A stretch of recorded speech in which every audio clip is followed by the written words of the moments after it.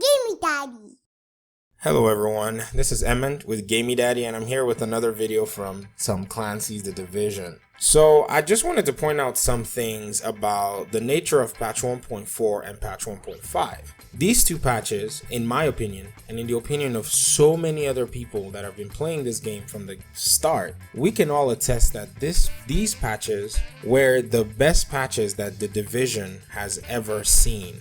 Now, one of the reasons is because a lot of people can compare certain aspects of these patches to patch 1.2, which was also another very good and well-balanced patch. But now what we're seeing is the developers are working towards a third patch in a very short period of time, in my opinion, and that's patch 1.6. And in this patch, even though there are many things many people may or may not agree with, I wanted to point out the irony of the new skill power rebalance, or what I would call a nerf. That's what it is. Now, skill power has always been a very huge force to contend with in this game. Now, in the last patches, they made it almost irrelevant, but it still shined because they put no cap on it, and then they put a law of diminishing returns. Whenever you built more skill power, it stopped being as effective. And also, one fundamental thing that they did to make it, kind of fair is that they made it in a way where anybody who spec'd into skill power lost the benefits of stamina and firearms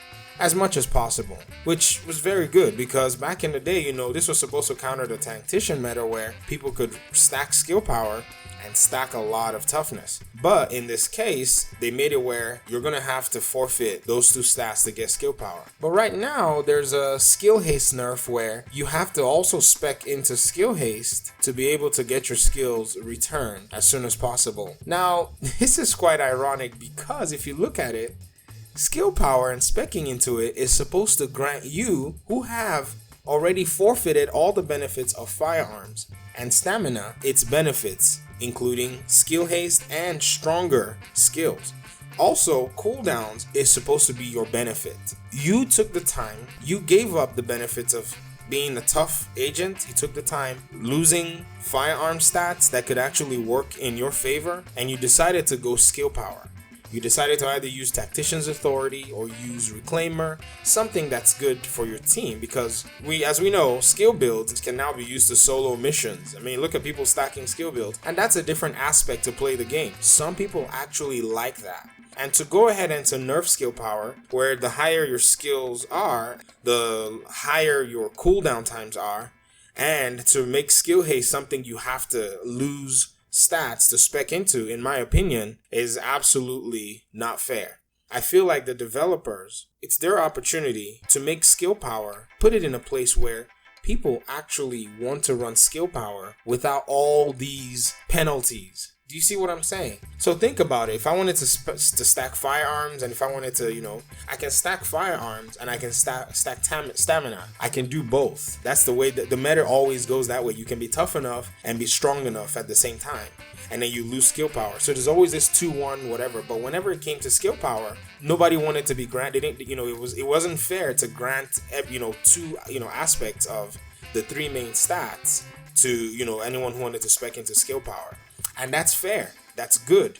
But even though the nerfs may not be a big deal, even though they may be 3-4 seconds, whatever, but I feel like skill power is getting punished because of how effective it is and how effective it can be in PvP. I'm not trying to start a PvP, PvE conflict. I'm just trying to say, when the developers are balancing things for PvP, they need to consider other aspects of what it is they're doing. You put skill power in the game, you make it powerful, you build a build around it.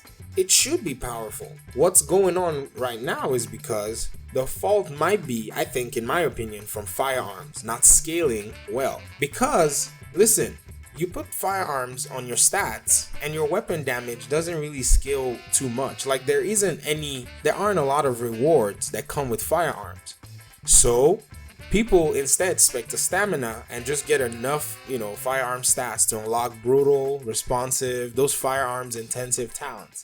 And then the ones that have high firearms and high skill power, which in turn will make you lose a lot of toughness if you try to unlock them, people strive to get them in the free slot.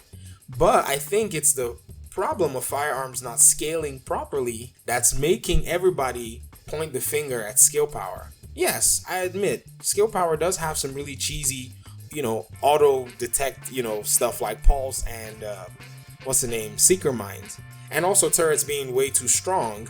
But the time to kill is high, and somebody who specs into firearms doesn't get as much benefit as somebody who specs into skill power.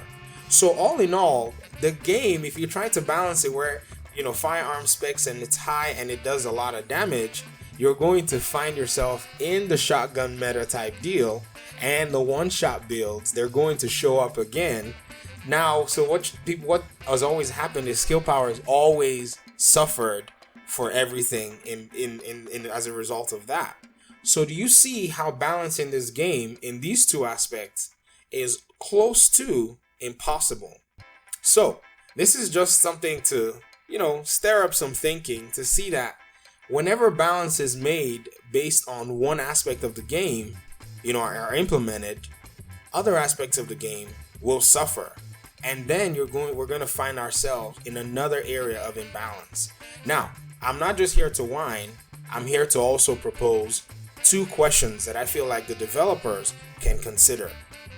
1, what's wrong if the current meta is left the way it is, with a little and few changes being made to certain aspects? 2, what's wrong with tweaking certain aspects of skill power while maintaining this same meta, or giving benefits to firearms when people decide to spec that way?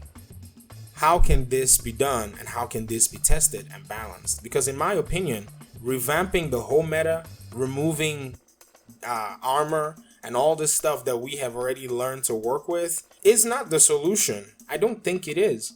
Now, I stand to be corrected. I might be wrong. The patch might come out, it might be awesome. But I wanted to stir up conversation. I wanted to see if anyone was thinking about this, and I wanted to hear what you think about it. Now, it's okay to express your opinion, but I want us to be respectful, because honestly, guys, we have to give it to these developers. They put in a lot of work, they put in a lot of time, and I don't want to throw dirt on anybody's work. These guys, I appreciate them, like really do, because they have listened, they have, paid attention with all the pressure. And a lot of people have thrown a lot of hate on them too, but they have shown maturity. They've come out with some pretty good stuff, and so we must credit them for that. But nonetheless, we still need to keep asking the questions, because you just never know.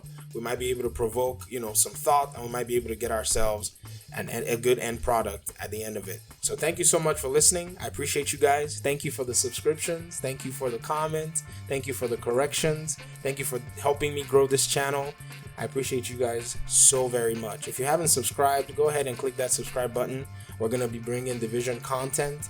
I'm thinking about going into Ghost Recon content. I kind of like some aspects of the game, and I'm going to do a video on that to let you guys know what's up.